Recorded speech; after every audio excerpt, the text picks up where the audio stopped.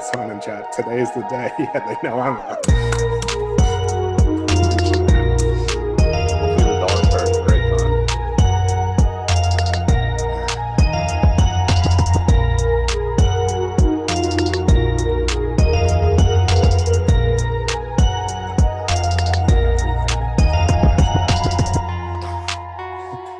I mean, if you have to, I could carry for a while. Nah, it's about ex-wife salon.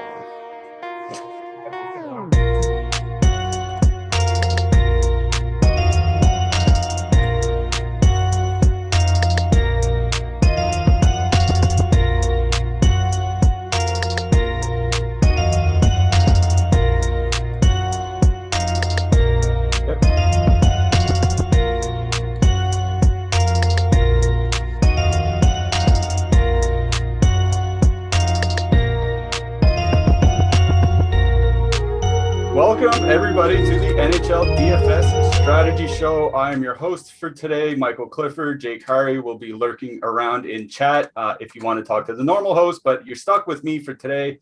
And hopping into Wanda's Hex with me is our single entry Sorcerer Supreme, Josh Harris. Josh, how you doing today, bud? Good. It's a new month. I'm feeling good. We're ready to smash from the NHL. Yeah, exactly.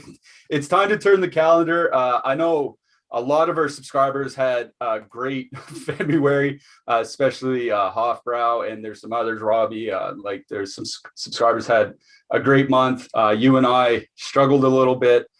So, you know, like you said on the show a couple of days ago, it's great when our subscribers win. That's why we're here. We love seeing you guys win, and that's genuine. You know, if you guys don't win, we're not doing our jobs, and we don't have our jobs for much longer. So the more you guys win, the better it makes us look, and it's just that reinforcement loop. So as long as we can keep helping you guys win, I guess we're doing something right. So let's keep doing that. Let's talk about what went on over the weekend first, because we had a couple crazy slates. I wouldn't not too crazy, but it kind of showed that you're never really out of it until the final whistle goes in the final game, because the late night hammer on Saturday night, St. Louis and San Jose brought us 13 goals. And the late night hammer on Sunday was Chicago, which was a close game, basically the entire game until Chicago blew the doors off in the third period. So let's start with the Saturday slate a little bit. I mean, there really isn't a whole lot to talk about because you either had St. Louis and San Jose players in your lineup or you didn't. Obviously, other players would have helped out. Connor Hellebuck had a great night in net. The Minnesota top line, I believe, had a good night as well. But you had to have some sort of St. Louis or San Jose stack or else you were toast.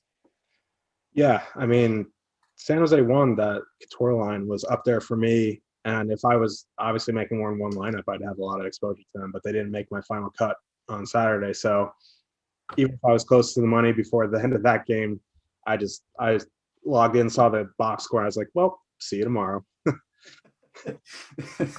It's always one of those things too. If you're an East Coast DFS player and you fall asleep before the games end, checking your phone the next morning is one of those things that can either be the greatest thing in the world or just be the biggest gut punch as soon as you wake up. So that is that double-edged sword. And then Sunday, relatively low scoring through the day because we had a bunch of early games at 3 Eastern, then 5 Eastern, and then one later game at 7 Eastern. Which was a close game. And then Chicago put up, I think, 5 goals in the third period to win 6-2 or 7-2 or something like that. Alex DeBrincat had a 4-point game. Kind of goes to show that, you know, Detroit had really good defensive metrics all season. But sometimes the underlying metrics don't really show how good or bad a team is. And they especially don't show how good or bad a goalie can be. Yeah, it's funny because I always talk up DeBrincat and Kane, and I didn't use them. I ended up using Grice against them and just absolutely slaved me because I had Philly won. I had some good parts of the Islanders. So, and then Grice was around 6 points going to the third period. He ended up with a -9, something like that. So that just kind of, here we are today now. Yeah, here we are. Yeah, and we're going to try to find some $7,000 goalie that's going to, just slap us in the face at the end of the night like our cheap goalies have been doing lately. But hopefully they don't. Hopefully They win us some cash and win you guys some cash, and we'll talk about those goalies. But before we get going, I want to ask everybody to please like and subscribe. It really helps us here at the channel, helps us grow, helps us to the top of the algorithm and all those good things. We have shows now coming almost on a daily basis. We're pretty much only taking Sundays off. There'll be a couple days here and there, obviously, when games are canceled and stuff like that, but we're pretty much Monday to Saturday from here to the end of the season. So if you want to keep those free shows coming, please like and subscribe. And I'd also ask that you head on over to Twitter and follow our main account, Awesemo_com. We're at nearly 30,000 followers on our main Twitter account. This afternoon, we're at about 29.3. So we're nearly there. And once we get to 30,000 followers, we're going to be giving away 30 free weekly passes here at Awesemo.com. So if you just head on over to Twitter, if you have a Twitter account, just follow Awesemo_com. And as soon as we get to 30,000 followers, we're going to give away 30 free weekly passes. So good chance to get some free stuff for doing nothing more than clicking a couple buttons, and there's nothing better than that. So with all that out of the way, I think it's time to jump into tonight's slate here. So let's get to our very first game. We have the Carolina Hurricanes with a 3.0 implied goal total going into Florida. Now, Florida also sporting a 3.0 implied goal total. Some lineup news on the Florida side. Favorite of mine, favorite of yours is appearing on the top line for Florida tonight. It looks like Frank Vitrano. It's going to be Vetrano with Barkov and Verhaeghe, and then Huberdeau slides down back to the second line in his usual role. Okay, so two good offensive teams, two teams that we've seen put up monster goal totals in very recent memory. Thankfully, Sergei Bobrovsky isn't starting, so we actually have something to talk about rather than just pick on Sergei Bobrovsky. So I think there's a lot to like on both sides of the game here. What are you seeing, Josh? Yeah, when I saw Frankie Vetrano on Florida one, I was like, it's time. But then as I dug into the matchup a little more, and 1 to 3 lineups is kind of tough to put him in, just because I don't like going against the Aho Svechnikov duo. Jesper Fast is still up there. I've watched him a bunch as a Ranger. Maybe he's not a top liner, but he's a sound defensive winger. So in MME, I definitely want some Florida one. I understand that, Verhaeghe and Vetrano aren't on the top power play. But Barkov is at 6,900. He's been around that price for the past few weeks. I think it's a fair price. If you want to, go to that second line with Barkov as your anchor and do Huberdeau, Hornquist with the power play stacks, it's fine. But for me, I'm probably leaning towards the Carolina side in this game. I want to avoid the Barkov-Verhaeghe combo, which is, probably going to go against Aho Svechnikov. I don't mind using them in MME, but I'm probably going to be on the line whoever goes against this Wenberg line, which is probably going to be the Stahl and Niederreiter McGinn line. And I know there's not great power play correlation there. Niederreiter's on power play 2, Stahl's on power play 1.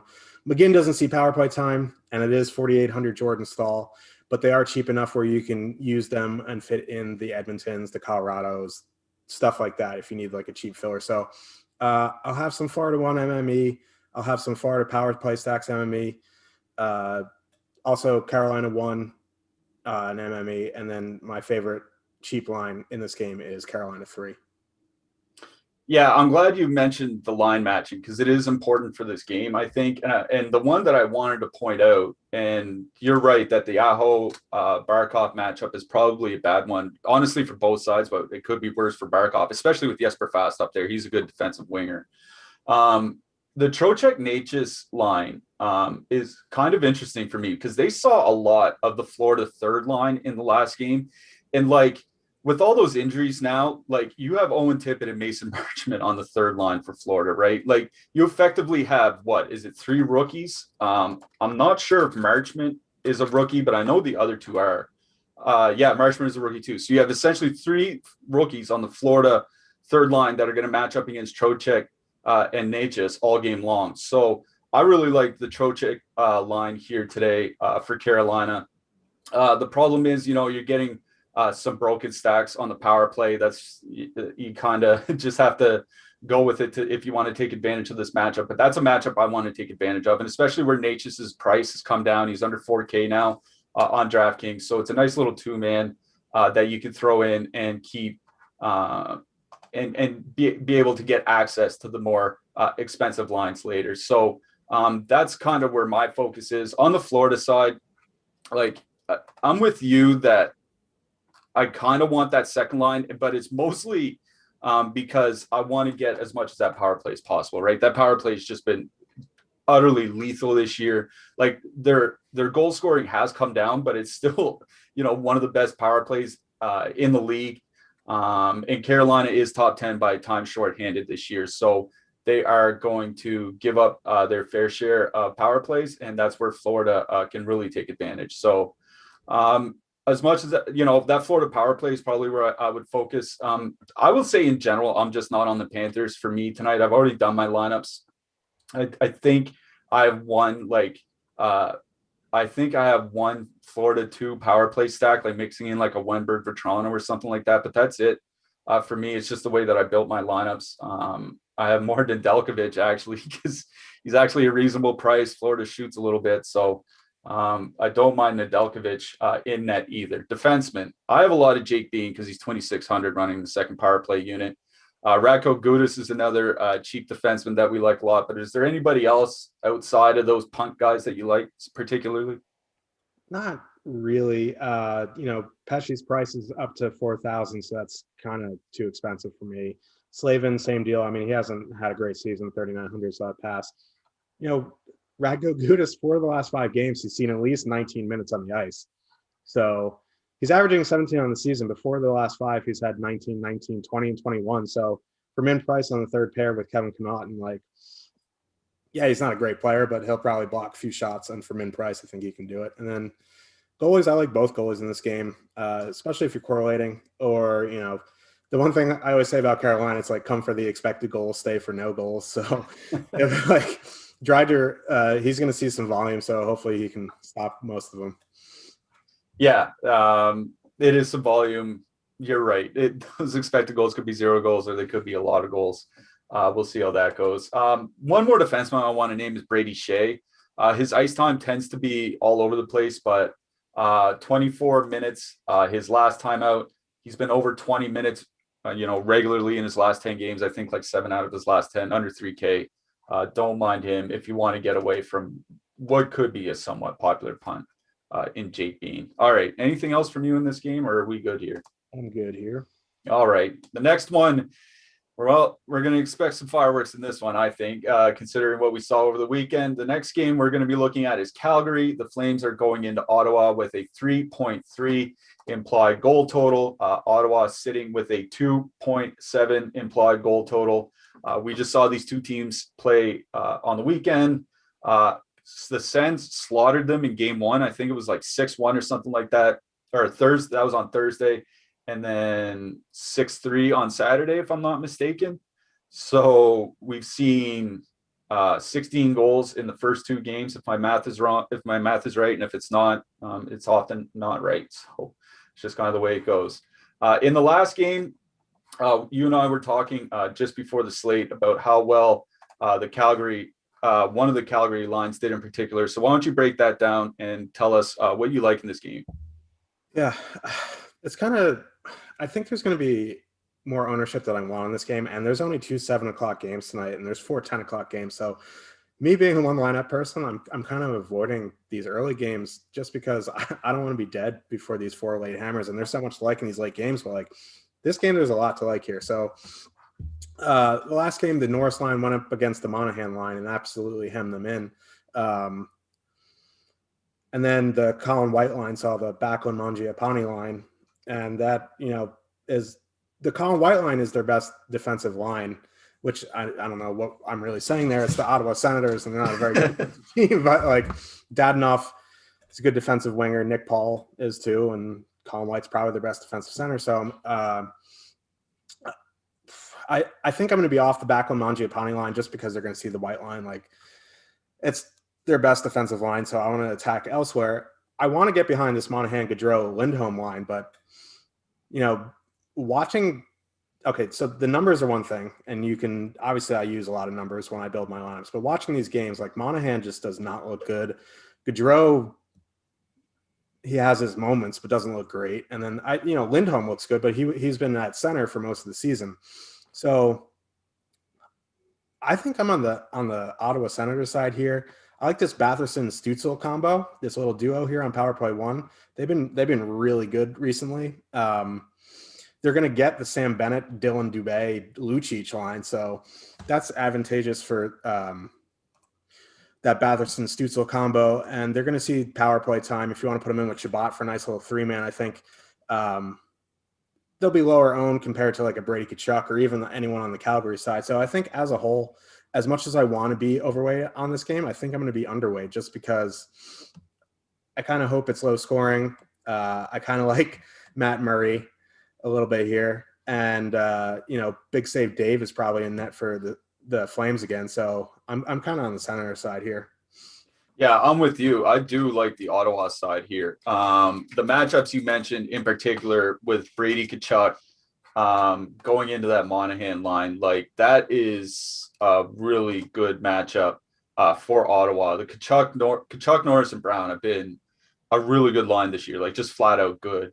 The lack of power play correlation kind of sucks, but I also think that's what's going to keep people off Ottawa.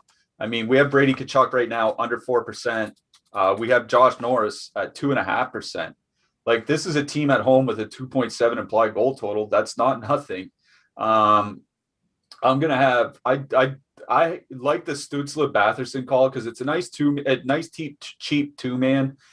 If you want to get up to the McKinnons and the McDavids and all that later on, it's a great little 2-man to put in that'll see the depth of the Flames roster, get that top power play time. But I'm actually full out stacking Norris, Brown, and Tkachuk a reasonable amount. I just like them as a line, and I think it's a great matchup that'll come in well under owned for what their upside actually is, especially against Dave Riddick. Like if Markstrom was in net, I think it would be a better question. With Dave Riddick in there, like he's a well below average goalie. We saw him have a couple good games, but like we've seen Mike Smith do real well for a few weeks, right? Like it's goaltending, man. Anything can happen. So I'm with you going in on the Ottawa side. I don't have much Calgary, actually. I think I have like some one-off Manchapane and I have some one-off like cheap guys like Dubé and Lucic, but that's literally it. I'm not in that much on the Calgary side either. The one thing I want to mention about Ottawa is that Eric Brandstrom being out means Mike Riley, PP2. And Mike Riley probably won't take much ownership here tonight because I think some lineup sites even still have Brandstrom in the lineup. Double check that. But either way, Mike Riley won't catch much ownership. He's only 3,100. But he's a guy I probably wouldn't want off. He's a guy I'd probably put in, if I was stacking Ottawa 1 or like, Colin White, Nick Paul, mini 2-man or something like that. So that's kind of where I am on this game. And I'm with you on Murray. It's scary to say that. It's scary to say that I'm in on Matt Murray tonight, but I'm in on Matt Murray, super cheap at home. Not a terrible matchup, all things told. Like Calgary's not going to get Ottawa's not going to get a ton of good matchups, right? Like if you're playing Matt Murray, there aren't really that many matchups where you're stoked to play him because, you're either going up against Pettersson and Horvat or McDavid and Draisaitl or Matthews and Tavares or Scheifele and Dubois. Like there's just not a lot of respite in the Northern Division. So yeah, I'm in with you up on Matt Murray. I don't mind Thomas Chabot as a one-off defenseman. Is he somebody you would want off, or is he somebody that you would just throw in with stacks? I go back and forth with him because some games he's like real into shooting the puck and blocking shots, and there's other games where he's just kind of power play only. But yeah, for 5,800, he's definitely someone I'd consider one-offing. I'd definitely rather one-off Chabot than one-off Rasmus Anderson at 5,100. Oh yeah, for sure, and I agree with that. So yeah, if there's a defenseman to one-off out of this game, it's probably Thomas Chabot. All right, that's probably it for me from this game. And for you? Yeah, I got it. All right. I saw we had a super chat from one of our subscribers, Clayton. Clayton, always good to see you, man. He has a question for us. Thanks for the super chat, by the way. Said, what do you see as the most frequently made mistakes in tournament roster construction? Correlation, 2-punt defenseman, something else. I'll say one thing: the 2-punt defenseman is a good point. It's not something I do very often, and it's not something I think you'll see a lot in winning lineups. For one, it kind of means like two punt defensemen to me almost always means that you're doing 2-3-3 lines, and for me that means you're relying on two perfectly correlated lines to do a lot of the heavy work, and that just doesn't work out. Like, just go look at goal logs for somebody like David Pastrnak and go see how many goals actually have both Marchand and Bergeron in on them. It's not as many as you think it might be. So that's one thing. The double punt defenseman is not something I almost ever do. I might punt a defenseman and punt a winger or something like that. Like if there's a cheap winger, like when Anthony Beauvillier was 2,500 for 3 games in a row or something like that, I was punting him all the time with a punt defenseman because I was putting in my normal punt defenseman, and then I could put in a guy who was playing 16 or 17 minutes a night on a good line. But other than that, I'm not huge on double punt defenseman. And also, especially on a slate like tonight where you might have to make a lot of roster swaps, make sure your utility is filled by a player playing in the latest game in your lineup. You do not want to be stuck today with Brady Tkachuk in your utility and then Austin Matthews at $9,000 in the center slot. And, there's nobody to switch down to because you can't go to Connor McDavid. All of a sudden you're one-offing Leon Draisaitl or something like that. So the two things I would say: double punt defenseman, not something I would do. And make sure your utility is always open for a late game swap. What do you think, Josh? Yeah, I agree with you. And just to kind of piggyback your point with like the Pasternaks, like these elite lines, like I see mistakes all the time. They leave you, like these people leave one of the guys off these elite lines. Like if you have an elite line, full stack it if you can. Like if you don't have a reason to leave someone off, put them in. Like they're elite for a reason. Yeah, they're expensive and you're going to differentiate. You have to differentiate yourself somewhere else, but correlation is king. Even with these arbitrary bonuses, you see these winning lineups and they're definitely all correlated, right? And getting to your point about the double punt defenseman, I try not to do it anymore. I used to do it a lot in the old scoring and it worked, but now with like these prices, like these winger or the Matthews McDavid prices going way up, I'm off of it a little bit unless like it's tonight, like there's a power play quarterback who's really cheap, and we'll get to that later. But unless there's a power play quarterback that's super cheap on the power play one, I'm off of double punting defenseman. Yeah, I think like with the bonuses, making those mediocre defensemen so much more viable. Like an assist and a shot block bonus for a $4,000 defenseman is a great night, and it's just not something that will happen a lot with your super punty guys. It's what you're hoping for. It just doesn't happen as often as we'd like. All right, thanks for the super chat, Clayton. Always good to see you giving us some support. Hopefully we can give some back here tonight. So let's move on to this next game. Very, very interesting game, I think. We have the Vancouver Canucks 3.1 implied goal total going into Winnipeg. The Winnipeg Jets have a 3.4 implied goal total. Now, the Jets are probably going to be running back more or less the same roster that just beat Montreal back-to-back games and that beat Vancouver in Vancouver back-to-back games just before that, though not sure if Pierre-Luc Dubois is back for the Vancouver games or not. But anyways, running back the same roster from Saturday night.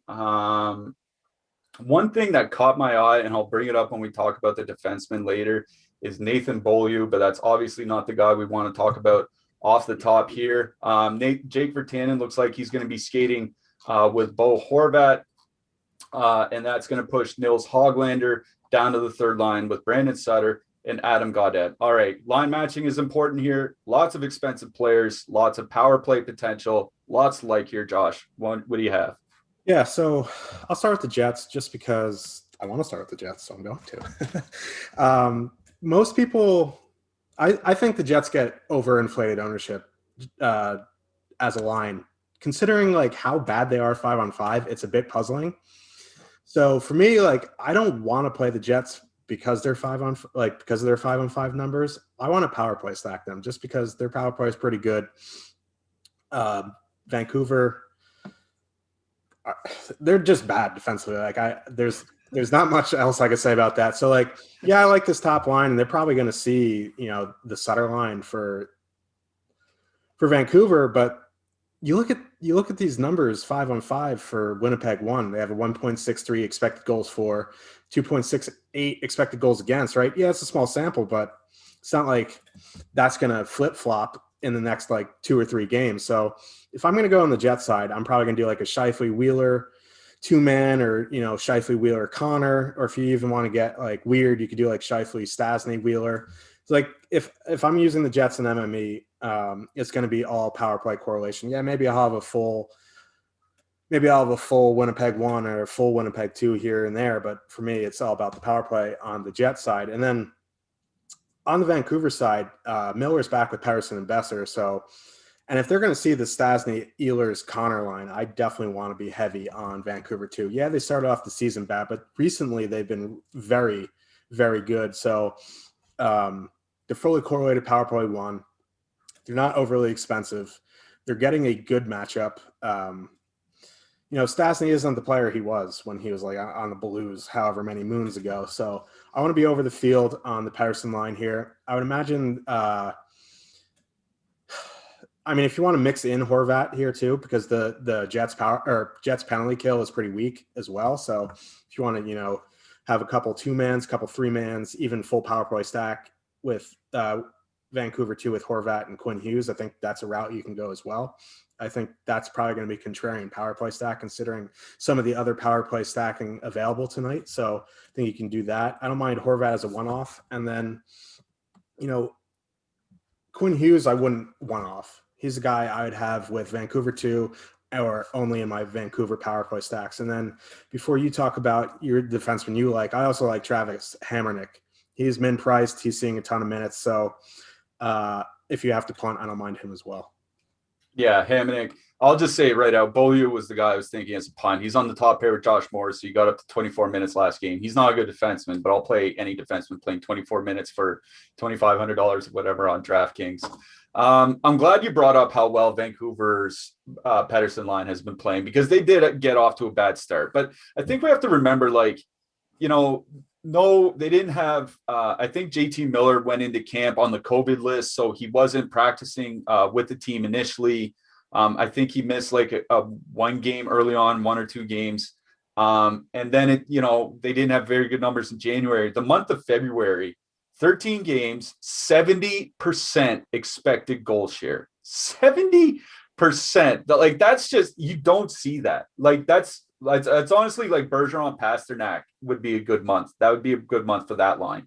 Like 4.4 goals scored per 60 minutes. So it wasn't, just that they had great underlying numbers but didn't do anything. They actually outscored their underlying numbers, which is just bonkers. So yeah, Pettersson, Besser, and Miller, I love them today. The Winnipeg Jets don't take a lot of penalties.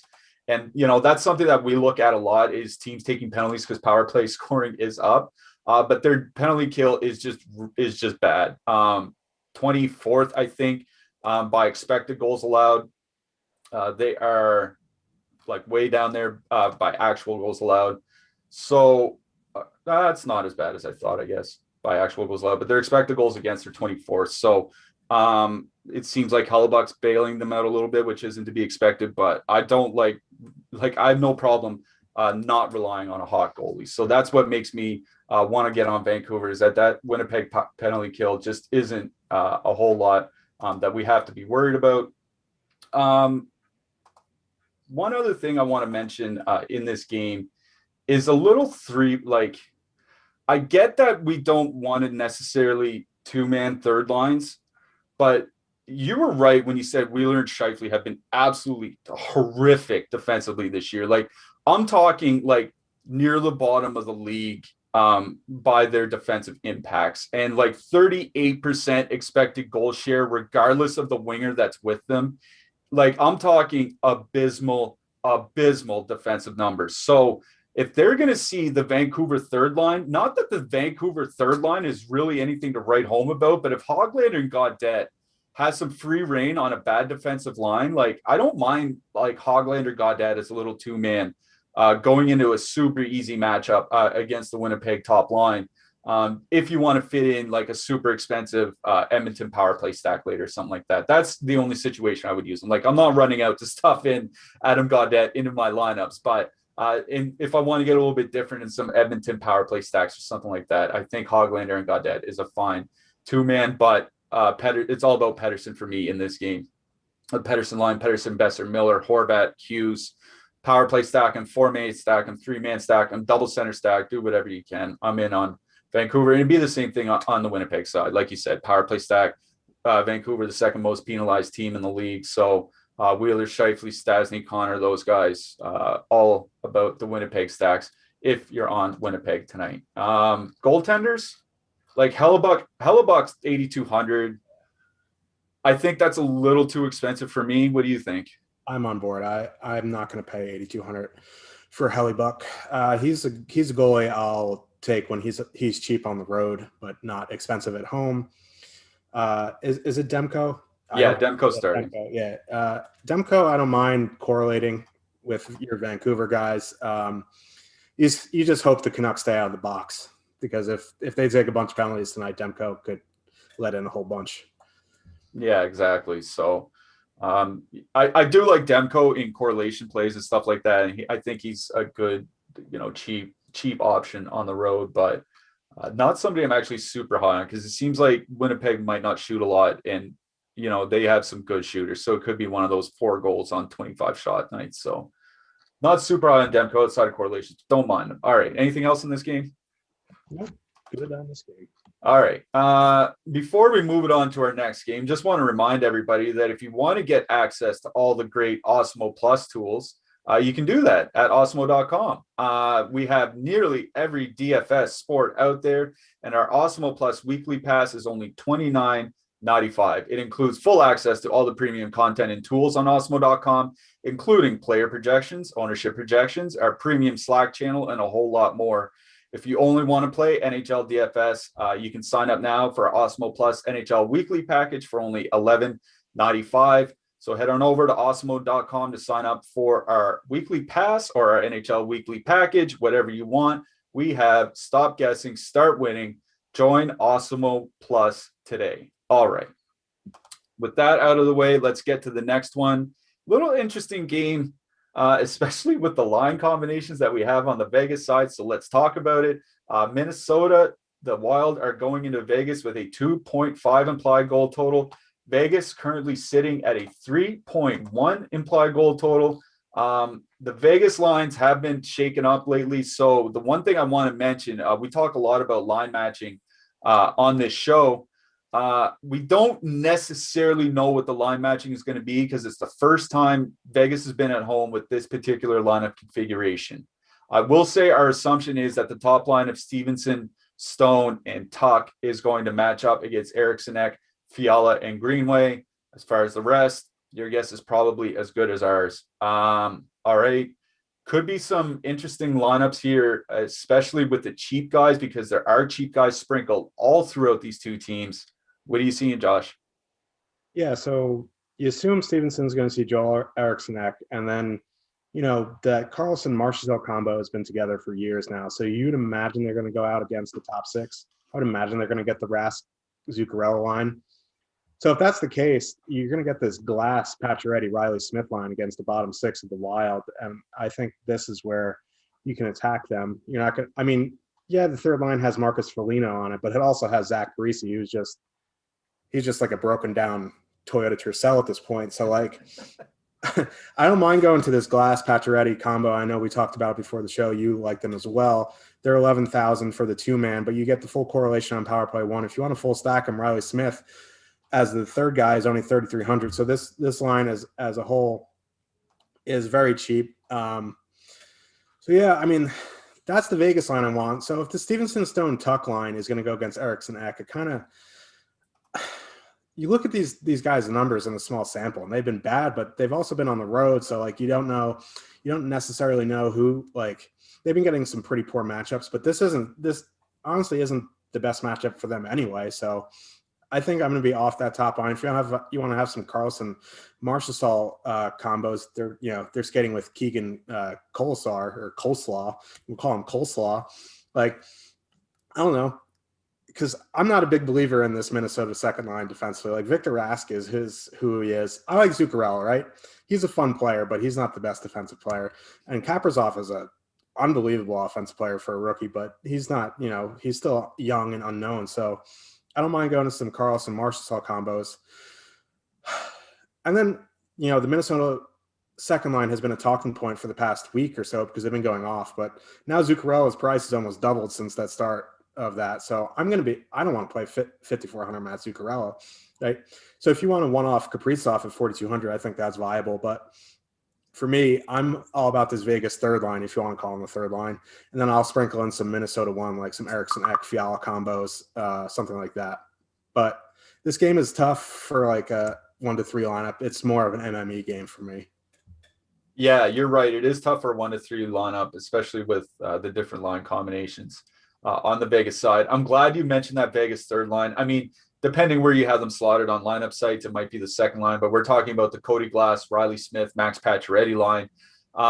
Glass and Pacioretty at the least are going to be on the same power play unit. Minnesota is the fourth most penalized team in the NHL this year. So, hopefully we can get our fair share of penalty kills here or power plays here for Vegas.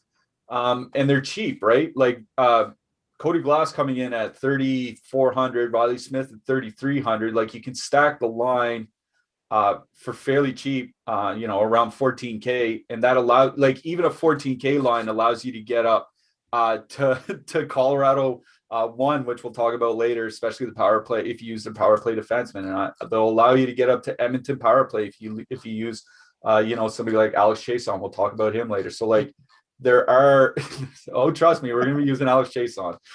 So there are this line is cheap enough that there are ways to fit them in with the super expensive spots. And we have the Carlson Marchessault line actually a little bit over-owned by our top stacks tool. And we have the Tuck Stevenson Stone line over-owned on our top stacks tool, while we have Glass, Pacioretty, and Smith almost right in line with their ownership. So it seems like of the three lines, this might be the best leverage spot from Vegas because they are so cheap that you can fit them in basically with almost any of your expensive stacks. So I think Pacioretty, Glass, you're right. Pacioretty and Glass, two-man, especially for the power play. Throw on Smith if you want to bring down the average cost a little bit and just get that full stack. They'll be going against the depth for Minnesota, and I think we can get some good advantageous matchups there. Goaltenders and defensemen. One thing I want to point out about Alec Martinez is still 5,700, but his ice time has come down a lot. Like we're talking like 18, 19 minutes a game now. So I think he's pretty much out of the running for me. Ryan Suter running PP2 by himself at 3,700. Jared Spurgeon, Matt Dumba, 3,700, 4,400 respectively. What do you like for defensemen and goalies here? Yeah, so these wild defensemen are cheap. And I always say, like, it's tough to choose between Suter, Spurgeon, Dumba, and Brodin. So, like, I always just go towards Dumba just because of his peripherals. But if there was one of those four that you really like and you're using Minnesota, just put them in. Like, they're half a dozen of one, six of another to me. So, like, probably Dumba, Spurgeon would be my top choices. And then on the Vegas side, I love Shea Theodore, 6,100 power play one. He's just someone I like to one off, even if I'm not using Vegas. All right. Yeah, I hear you. I do like kind of one-offing Brian Suter here. Like just at 3,700, he's not a peripheral machine. But he's the lone defenseman on the top PP unit. So if that power play does get a goal or two, he's probably going to figure in. So don't mind him. Otherwise, I would be using somebody like Spurgeon or Dumba. You're right. So I'm not in love with the goalies here. I don't mind Talbot at 7,400 if you want to correlate on the road, especially where you should see some volume. So that's fine for me. All right. That's it for me in this game. Anything for you? No, just Talbot if you're using Minnesota, and I'm probably fading Fleury. Okay. All right. Next game. We'll get to our next game then. Our next game is going to be the St. Louis Blues with a 3.0 implied goal total going into Anaheim with a 2.4 implied goal total. A couple housekeeping notes here. One, Vladimir Tarasenko, like they've been saying he's going to play. Didn't play in the last game. they need to get him under the cap. Like, they can't just activate him and put him on the lineup. Like, they need to work around their cap, send somebody down, put somebody on waivers, whatever it might be. So it's one of those things. Like, I think we'd probably know by now if he was going to be in. Like, they would have to make moves throughout the day to get him under the cap. It's not something like just take him off and throw him on at warm up, at 10 o'clock, at 9:30 Eastern or whatever. So I'm assuming Tarasenko is going to be out tonight.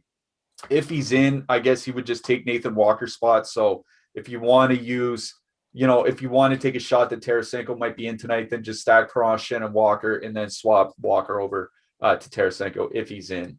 But that's the housekeeping on the Blues side. The housekeeping on the Ducks side is, I don't know what their lines are going to be. Their beat writer hasn't tweeted in 19 hours. So whatever. Go ahead, Josh. Yeah, so I want to get behind the Ducks here, just because, like Binnington, is not start. I don't think he's starting. He's like he was punching people on the way out the last game, but he's just been bad. It's confirmed Husso starting. Yeah, so like Husso is nothing special either, right? And the Blues are missing like half of their team, like important players on their team, not just like random fourth liners. They're missing top 6 players, top 4 defensemen. So like, I want to get behind the Ducks, but there's just not like a spot where I'm like, yeah, these guys are getting 19, 20 minutes. They're on the power play together. It's just so hard to uncork the Ducks tonight, just because you don't know who's playing with who. You don't know if your guy's going to get more than 15 minutes. So I don't mind like Steele and Zegras 2-man, because they're probably going to be together. They're only 5,800. Like, if you're trying to jam in some serious studs tonight, that's a 2-man I think you can go to, just because they get the power play time. They're 5,800.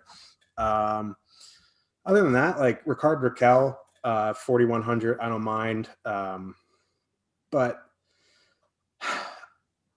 like, I want to get behind this Getzlaf, Comtois, Max Jones line, but like, I don't know if they're going to be together. I'll just say Comtois finished the game with Lundestrom, and Rakell played the third period with him last game. So like, there's just so many unknowns with the Ducks. And then on the Blue side, like with this Tarasenko, like that's okay. And they're probably going to see some depth of the Ducks if you want to 2-man them. But like Nathan Walker doesn't really do much. And then like Hoffman's with Sundqvist and Sammy Blyce. And this is just a tough game from a couple lineup scenario. If you want to MME some of these lines, yeah, you can. But from 1 to 3, it's just, I'm going to be well underweight on this game. Oh, yeah, like me too. I don't really have a lot of interest in this game as a whole. I will say the nice thing about Anaheim is that if you want to stack them, they're all relatively the same price, right? Like, their most expensive forward is $4,100, and like I think their top 2 lines are both the exact same price. Let me go double check. One's 9,800, one's 9,500. This line is because every player is $3,000. So like if you want to stack Anaheim, go ahead, because you can probably easily swap to whatever you want, and it gets you those expensive players. But there are probably going to have to be other late swaps made, and there are a lot of games starting at that time. So it's just not something I'm looking forward to doing. I will have some one-off. I'm one-offing guys like Comtois, Silverberg, Rakell. I have a lot of those one-offs, but it's just because I don't know what line they're going to be in, and I don't want to have to hassle with that. So that's where I am. Out on Husso, assuming John Gibson starts here and on Gibson tonight. Yeah. 7,300. He's 7,300 at home. Like, his price doesn't go anywhere. He's between like 6,600 and 7,400 every game. And every game you got to put him in, because he has shutout potential despite the absolute trash in front of him. Yeah, agree with that. Defenseman Marco Scandella had a monster game last game, played a ton of minutes. Don't think we're going to get that again. Any defenseman here? If you're down to like your last punt spot, like defenseman Shattenkirk, 3,300, or Cam Fowler, 3,300 is okay. Even Vinny Dunn, 3,300. But other than that, like, I just wish this game wasn't on the slate. Yeah, I'm with you. I wish this one would have been the canceled game, but we don't always get what we want. All right, let's move it on to our next game. One that is going to have a lot of interest on both sides. Toronto, the Maple Leafs have a 3.3 implied goal total going into Edmonton. a 3.2 implied goal total. These two teams just played on Saturday night. Toronto shut them out 4-0. Connor McDavid was just slamming doors left and right. Austin Matthews didn't play on the weekend. He skated after practice, did some hard skating today. So it looks like he's going to be out again tonight, but we don't have official confirmation on that. So one thing I will mention is that the four-man of Matthews, Marner, Thornton, and Muzzin is the same price as the four-man of Tavares, Marner, Nylander, and Riley. So there are swaps you can make if you want to try to get a low-owned Matthews on the off chance that he can play. But it certainly doesn't look like he's trending that way right now. So, all right, what are you doing with this game, Josh? I feel like we've talked about this game like 38 times, and here we are again. Edmonton won. Sign me up. Edmonton power play, yes. Listen, I'm beating a dead horse here. Like every time I say Edmonton won, put in Puljujarvi if you want to get the full line at lower ownership. People leave off Puljujarvi because he's 5,000. He doesn't see full time on power play one. I mean, if you are, I'll give you a little alley-oop here. If you are like needing salary, you can leave Puljujarvi off and put in Alex Chiasson. Yeah, that's what I'm talking about. Well, yeah, this is about Edmonton one for me. Draisaitl, I'd probably include if you're power play stacking, obviously. I don't really like that second line from a 5-on-5 standpoint. And then, like, the last time I was talking about this game, it wasn't Toronto, but I was like, I'm off Toronto one. And what they do, they absolutely went nuts. But I think Toronto one's a nice MME spot. I wouldn't go overboard. I'd have probably, 5-6%, something like that, because they're fully correlated power play one. They are good players. Even, Joe Thornton's on that. If you want to leave Thornton off, that's fine, and go to Nylander. He's, 1,300 more. But I think one of the things in this game, it's a late game, 10 p.m., so not many people are going to be paying attention to news. If you have room and Matthews is in, this is the one time, there's no way if Matthews is in, he's going to be 30%. He'll maybe get to 10% if the news comes out at 9:30 that he's in. So that's definitely a spot. He doesn't, he has that wrist injury, which is concerning, but if I can get Matthews under 10%, I don't care if he's skating on one leg. I want some of that. Yeah, I will say flat out, what I'm doing right now is I have 50% of my lineups are Connor McDavid, some sort of Edmonton power play lineup.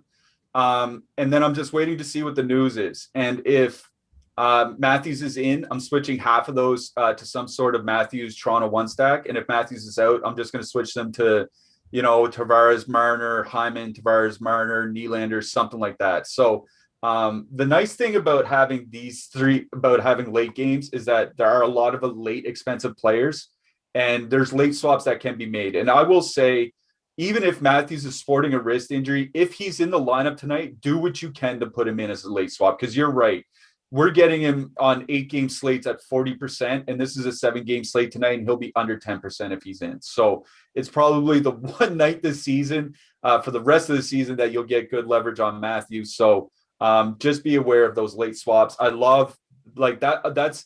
That's what I'll say about this game. That's the way I'm building this game. Every lineup that I have with Edmonton or Toronto, it's built with a late swap in mind. So, and I actually said a couple of days ago that if you're building with late swap in mind, you're building bad lineups. Well, man, I am building a bunch of bad lineups tonight because I am absolutely building with late swaps in mind. Because on top of those four-mans I mentioned earlier, the three-man of Matthews, Marner, and Thornton is only $600 more than the three-man of McDavid, Draisaitl, and Chiasson, and it's only $400 more than the three-man of McKinnon, Kadri, and Rantanen.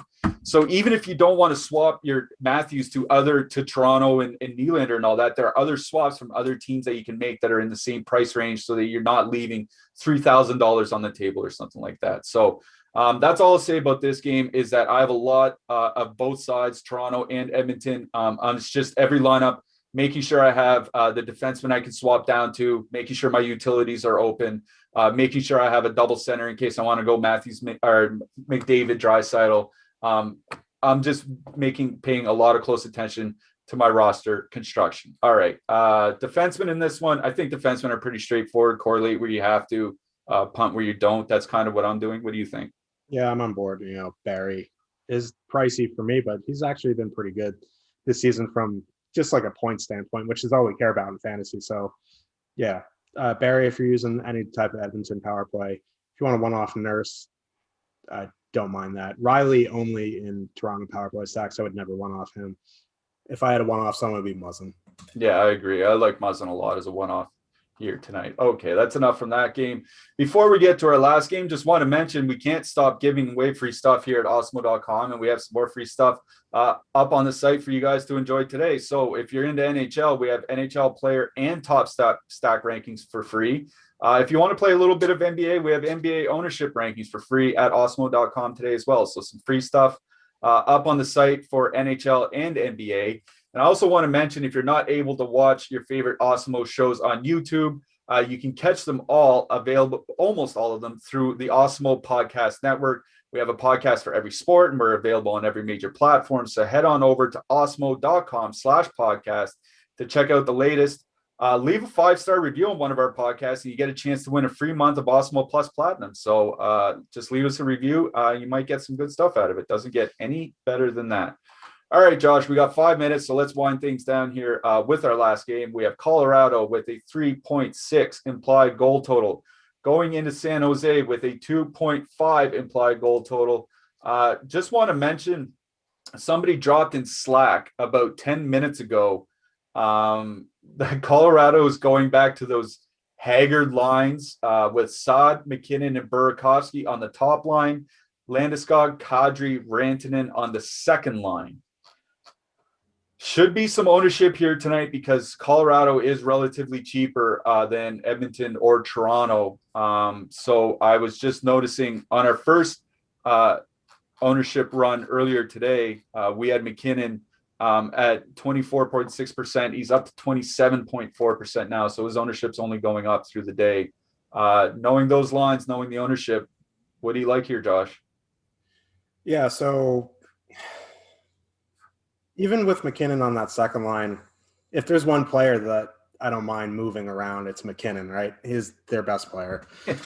So, that just gives Kadri a boost playing with Landeskog and Rantanen. But for me, this is all about power play one, just because Makar is out, and now their power play quarterback has 3,400 Sam Girard, which is going to be a problem, especially in optimizers, right? Like you're going to get so much Girard. But listen, the Sharks are just horrific defensively. They gave up 7 goals to the Blues, who are missing half their team. Now Marty Jones is in there, my arch nemesis, right? Carlson's back, but I don't even know if that's an upgrade. Like, he's been bad. So yeah, the Couture, LeBanc, Kane line's not going to get Kadri, Landeskog, Rantanen, but you talked about it the last game, right? McKinnon shooting 3%, or the last show, McKinnon shooting 3% at 5-on-5. Like, that's due for some regression. And no goalie is better for some positive regression than Martin Jones. So, I know that the Avs are going to be chalky tonight. I don't care, right? I want a full power play stack them. I want to have Colorado 1. If you want to go have old Colorado 1, I think that's fine. So yeah, this is about Colorado for me. I want to power play stack them 3-man, 2-man, 3-man, 4-man them any way I can. I also like at 5-on-5. I don't mind the San Jose top line. LeBanc's off the top power play, and that's fine. Like, I'm not a huge LeBanc guy. He's too soft for my taste. But Kane, Couture, LeBanc is a decent top line. And if you need a punt, like if you're power play stacking and you need somewhere to go, like cheap, like Rudolph Balcers, 2,900 power play 1, I don't mind. Ryan Donato, 3,000 power play 1. There's spots, for this team. Like, for as bad as they are defensively, the Sharks, they're still pretty good offensively. Like, I know their total's low, but it's kind of concentrated with Hurdle out. Like, it's going to be on the power play or it's going to be the top line. So yeah, I don't mind this top line. I definitely like Burns as well. But the Balcers and then Donato if you need some cheap power play time. Yeah, I'm with you. Love the Colorado power play stack tonight. I will mention just one thing I'll mention besides what you mentioned. I'm not in that much on San Jose. The Colorado third line, Compher and Donskoy, super cheap, like 5,900 together on DraftKings. They're going to get a great matchup against the Sharks third line. The Sharks third line is just absolutely atrocious. There's nothing to worry about. Compher, Donskoy, and that third line for Colorado has typically had really good numbers this year. So Compher and Donskoy is honestly one of my favorite cheap two-mans on the whole slate if you want to get up to expensive Edmonton and Toronto. All right, that's going to do it for us today, ladies and gentlemen. Hopefully we can help you out with your DFS lineups a little bit tonight. Thanks to Chris, did a great job producing for us today. Thanks to Josh for joining me today. Be sure to like, subscribe, and click notifications to get those little notifications whenever we hit the air. And again, this replay is available on YouTube or available for download on podcasts, wherever you get your favorite podcasts. So you don't have to watch us if you don't want to. Just good luck tonight out there, everybody, and let's win some money. Good luck.